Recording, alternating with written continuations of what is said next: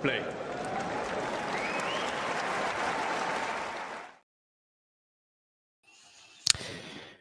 Good morning, good afternoon, good evening, whatever time it is in the world, wherever you are. Let me know in the live chat what you thought of the first day at the Australian Open. For me, it was one without too much drama.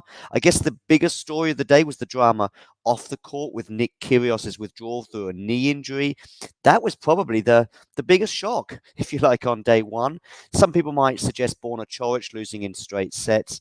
But for me, that wasn't a crazy shock. Perhaps the nature of the defeat, 6-3, 6-3, 6-3, perhaps was. But yeah, exactly, Dylan. I couldn't agree more. Nothing too crazy apart from Nick Kyrgios' withdrawal. There were some crazy matches. McDonald maybe beating Nakashima was a slight surprise for some. Certainly me included. I had Nakashima progressing in my bracket. But yeah, 5 sets. Harris, of course, being up 2 sets to love, then ceding that advantage before finally winning in a 5th set tiebreaker. That was a dramatic match, but not a surprise. Maybe Iga being under a bit of pressure in the second set. But listen, let's have a quick look at some of the results. I'll get them up on the screen. Look in the thing below, by the way. I've got all the people that pretty much progressed. I might be missing 1 or 2, but I think I've got pretty much everybody who is through to the next round. So if you see your favorite player or you don't see your favorite player on that list, trouble. They probably didn't qualify for the next round. So anyway, the prognosis on Kyrgios' withdrawal is that he'll be out for a few weeks. Said it was a very tough decision, and I think it sheds a bit of light on his withdrawal from the United Cup. I know there was a bit of blowback on that and the decision that he took and the last-minute decision. I know he was practicing in Canberra with Liam Brodie a couple of weeks ago, and that gave me some optimism that Nick would be there. And of course, the biggest disappointment, I know Ghosty, who's just joined us, is very disappointed because we're not going to see him play against a Holger Rune, which would have been a match for the 3rd round potentially. So Rune's path has opened up a bit. Of course, Rune, has to get past his first round opponent, Krajinovic, which will be happening tonight. Make sure you hit that like button, by the way, for this video. Please, we need your likes. Make sure you hit the subscribe button as well. Feel free as well to send a super chat, and I can guarantee, therefore, as long as it's not offensive, I'll put your message up on the screen. We do need your donations for the channel, for sure, so we can keep going and keep doing mammoth broadcasts like we had last night for 12 hours. A big thanks to Isabel, by the way, who joined us for the beginning of that mammoth 12-hour, 13-hour, actually. I'm taking an hour off. But also, of course, to Mario and to Damien, who were alongside me here at Talking Tennis Towers. Thoughts on Rune today? I actually think that this might be the trickiest one. It's only his 2nd match of the year. I think it's only his 2nd match since Paris. So that, yeah, I think that's probably the biggest concern. If he hits the ground running, no problem. Of course, there will be bigger tasks ahead, such as potentially Djokovic in the quarterfinal, but that's a long way away. I almost think that getting to the quarterfinal will be the major achievement for him because, like I say, he's just barely played in recent times. Make sure you hit that like button and subscribe to the channel if you are new. Like I said, let's get some of the results anyway up on the screen, and I'll give you a bit of a deeper dive on some of these. So Nadal beating Jack Draper in 4 sets. Let's begin there. That occurred at about 4:30 a.m. my time. I said at the end of the first set, I thought Rafa Nadal's level was the highest I had seen it since Wimbledon. Mario suggested that perhaps the level was equally high in the first sets against Cam Norrie and de Minaur, or particularly against de Minaur. Maybe, but maybe Draper is a better opponent right now and a more dangerous opponent, a fellow lefty, of course, for Rafa. Personally, that was the best I've seen him play since Wimbledon, and I've seen him pretty much in every match since then. Maybe against Casper Ruud, you could argue as well, indoors, but I was pretty impressed with his first set level. However, then looking at the rest of the match, that level will not get Rafa Nadal into the second week of this competition, or it won't get him to the quarterfinals, let's say, or the 4th round. Yeah, second week. Tiafoe, producing the level that he had at the US Open, beats him. Medvedev, producing something close to his best, beats him. Tsitsipas, the same. So all of those are potential quarterfinals, semifinals, and 4th round opponents for Rafa. Tsitsipas, by the way, won in straight sets. Was pretty impressive, I would say, in that victory over Hallis. That you can see below. Was in a bit of bother in the third set when he was a break down. Anyway, yeah, what do you think about Rafa's level? Is it good enough for him to go far? You might say, what a performance by Medibear, Brian, but I'm not convinced. Far tougher tasks will lie ahead. The problem that Medvedev has had in the last 12 months is beating top 10 opponents. He gets to certain positions in tournaments, i.e. he wins Vienna, but he doesn't play anyone in the top 10. Shapovalov was his most tricky opponent, I think, in that tournament. He plays him in the final and he wins. Los Cabos, very similar, the other tournament he won last year. But as soon as he comes up against the top opponent, it was the opposite of him, of course, in sort of 2019 to 2021, where he was winning a lot of matches against top 10 opponents. So I'm still waiting to see how he gets on. But I guess you can only beat what's put in front of you. Let's see how that pans out. Hurkacz, by the way, struggled in the first set, but ended up prevailing in 3. Maria Sakkari looking very comfortable. Not always the case in the first round for her, so that is a positive result for her. Swiatek, by the way, was in a spot of bother. Swiatek was in a spot of bother in the second set. The first set was super tight, and she just got it at the right moment, if you like, and took advantage of a break at the end of the first set, and therefore won it 6-4. But she was a break down. In fact, Niemeyer was serving for the second set, but the second she broke, she then won a series of games in a row that then basically sealed the win for her. Coco Gauff, by the way, and Pegula looking extremely, extremely comfortable. Coco Gauff, let me know what you think about her match against Raducanu, because Raducanu won in straight sets. I was kind of in isolation here in my living room, in that I was pretty impressed with Raducanu's win. Many people were not. Ghosty, by the way, big thanks to you. Some of this money needs for juicy bone for Mario's dog. Mario's dog is not here in Bonn in Germany, but back home in Italy. But nevertheless, that should help. Thanks very much, Ghosty, by the way. And anyone else who wants to send a super chat, feel free to do so. And make sure you hit the like button. And if you are new to the channel, make sure you subscribe. This is the 20 minutes. We will be doing these daily throughout the tournament. This will occur at the end of the day or the beginning of the day. I have no idea. But sometime in between the last match finishing and the first match beginning, you will get a 20-minute review of every day. Yeah, but actually, Ghosty, the good news for Emma is that she feels good in saying that her pre-tournament press conference, she was very optimistic about her fitness at least. And I would suggest that was a good win. Straight sets over someone that's similarly ranked. And, she had 1 or 2 good wins before that injury in New Zealand. So I'm really looking forward to her match against Coco Gauff. That will be in the second round. Yeah, Kennen, by the way, let's have a quick word on her. She was looking good, I thought, before this tournament. I had Kennen going through. But that didn't work out. Felix, by the way, was in a spot of bother, losing the first set. 6-1, by the way. Was quite close to a bagel at one point. I think it was 5-love. Managed to avoid the bagel, but then crucially winning that second set tiebreak. And from that moment onwards, the match turned. Hurkacz is through. You never know whether that will be the case. I think Tsitsipas, arguably the top performer on the men's side, winning in straight sets in a match that many people thought might be tricky for him. He was a breakdown in the third, like I said. Plus, Hallis had a couple of mini advantages in the tiebreak, and I think altogether Hallis had a couple of set points in that third set. But Tsitsipas prevailing, I thought he looked pretty good. And now Tsitsipas is through that. I think it looks pretty comfortable for him, probably until the fourth round or the quarterfinals. Pegula, as I say, was 6-love, 6-1. I saw Christian celebrating her one game that she did win. So she was very happy with that. Lloyd Harris, by the way, winning in 5. That was a crazy match that continued pretty much. I think Medvedev basically started a couple of hours after that match started, and yet Medvedev was basically finishing at the same time. In fact, kind of interestingly, we had Medvedev, Keys as well, who won in 3 sets, and Harris all finishing like a row of dominoes. We had, I think, Harris maybe finished first with his 5th set tiebreak win. Very impressive, by the way. I'll come to that in a second.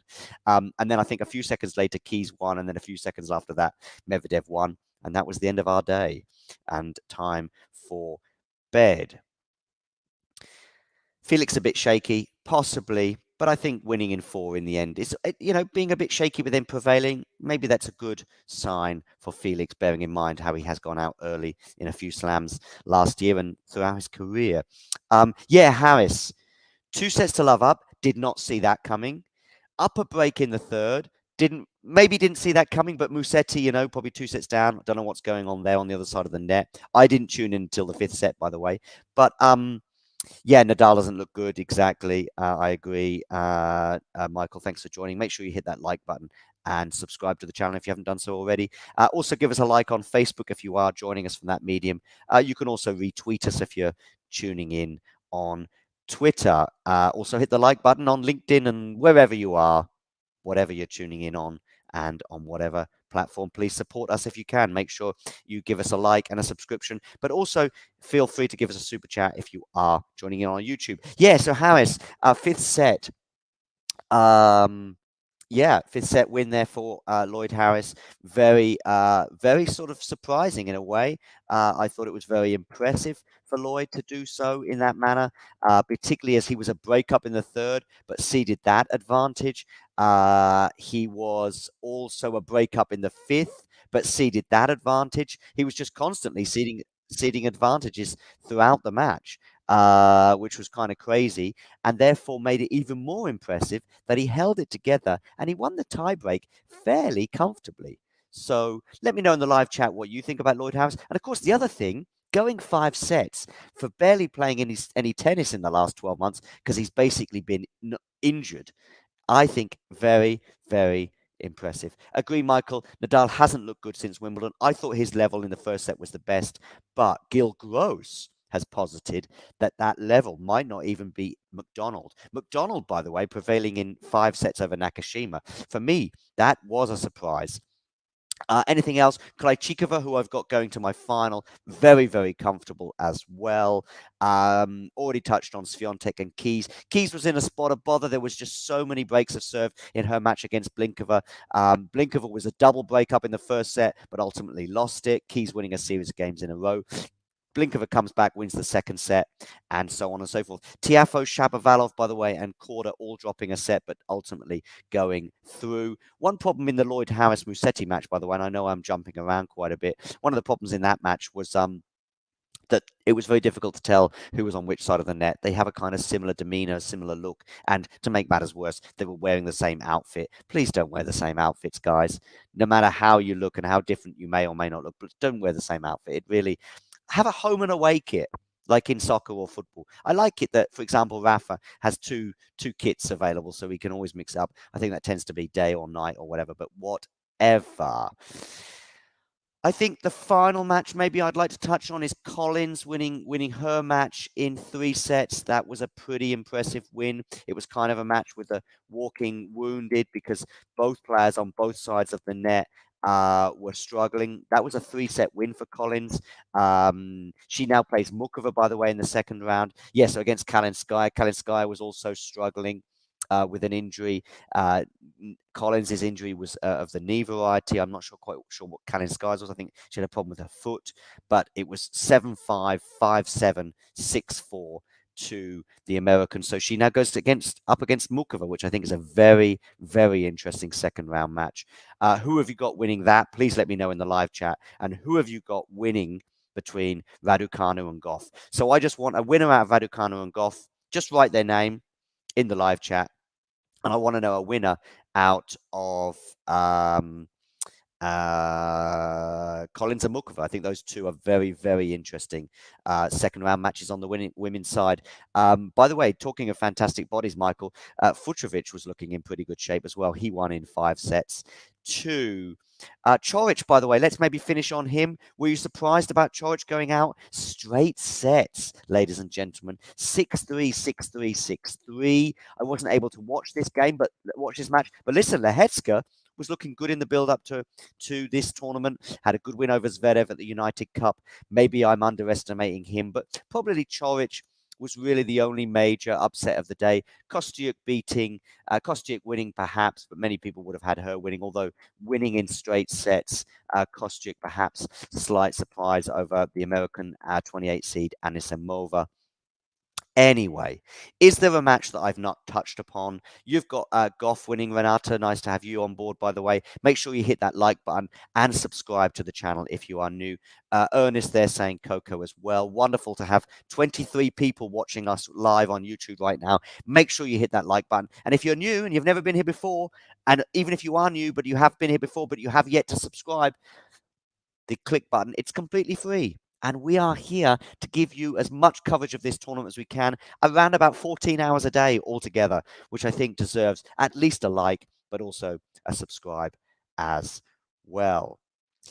Questions quickly. I've only got probably another couple of minutes to keep going because I've got dinner or breakfast. I'm not sure what time it is or whether I can call it breakfast or dinner on the go. So I will need to depart very soon. So make sure you get your questions in the live chat as soon as possible, either regarding maybe some of the first round matches that are on the horizon.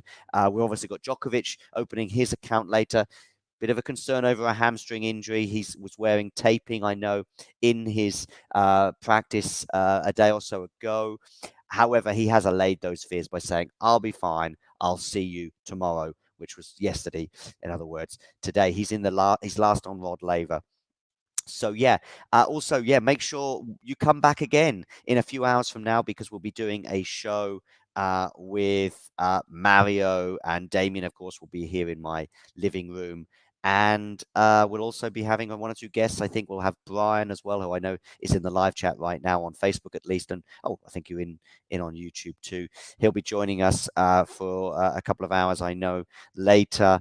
And then Jack will also be joining us for a few hours, probably with one big eye or probably two big eyes on the Berrettini Murray match. Let me know who you think is going to win that, Berrettini or Murray. So we've got some questions and predictions. As I say, Ernest there going for Coco, Renata as well going for Coco, Ghosty giving some Collins love, absolutely worthy, I would suggest. Michael there as well is very much on the foe bandwagon, if you like. And I guess Michael is thinking that Coco will beat Raducanu as well. And we've got a question about Draper. Have you heard how seriously Draper's injury was? My understanding is it not too seriously. The problem was he had the double whammy.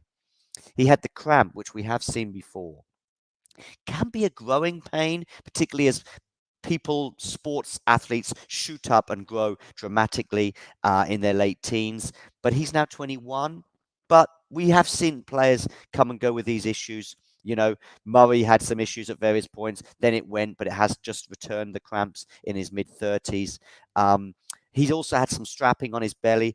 But I don't think either injury was too serious. But I do think, maybe there's something he needs to do with his conditioning coaches to try and make sure, because there is a recurring theme, and it is costing him arguably deep runs at slams. If he wins that match, you might fancy him to get to the fourth round here. Pulled out, of course, injured last year on the verge of winning a third set against Khachanov, having already beaten Felix in New York. So, yeah. Any more questions before I bring this show to an end?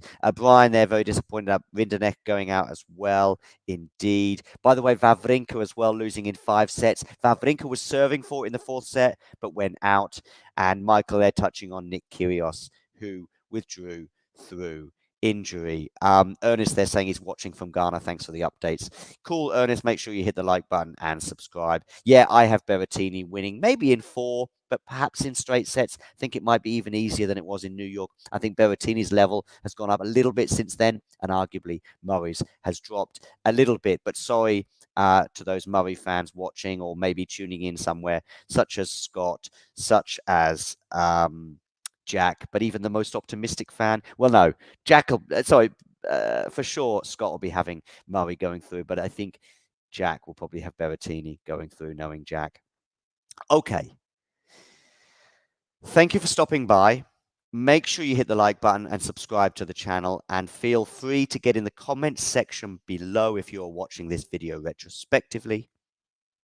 And I look forward to seeing you again. Please come and join us in a few hours when we will be covering all the matches on day 2, including players such as Ons Jabeur will be in action. We'll also be having, of course, Novak Djokovic in action, Casper Ruud, team against Rublev. I'm sure one or two people here are very excited about that. In particular, I'm sure. Yes, indeed, they do play today. Ashley, as I said, I think Berrettini probably wins that in straight sets. But I'm sure people such as Jethro will be very excited about that. Team fan, but also Brian, I know, is big on the Rublev train. Tennis fans, thanks for stopping by. Josh, nice to see you. Make sure you hit the like button. And to the rest of you, take care and come and join us in a few hours. We will be live in 3 hours from now. In fact, the last thing I'm going to do is I'm going to post in the live chat the link for tonight's show. Make sure you come and stop by. Make sure you come and just say hi, even if it's just to say hello and say I'm off to bed because it's, late at night where I am tuning in from, and do so. So I'm going to put that in the live chat right now. So thank you for stopping by. Speak to you all soon. Ashley, make sure you hit that like button. I'm going to leave you with this very, very short message. If you enjoyed this video, make sure you hit that like button. Don't forget to subscribe and click that notification bell so you don't miss out on all things tennis.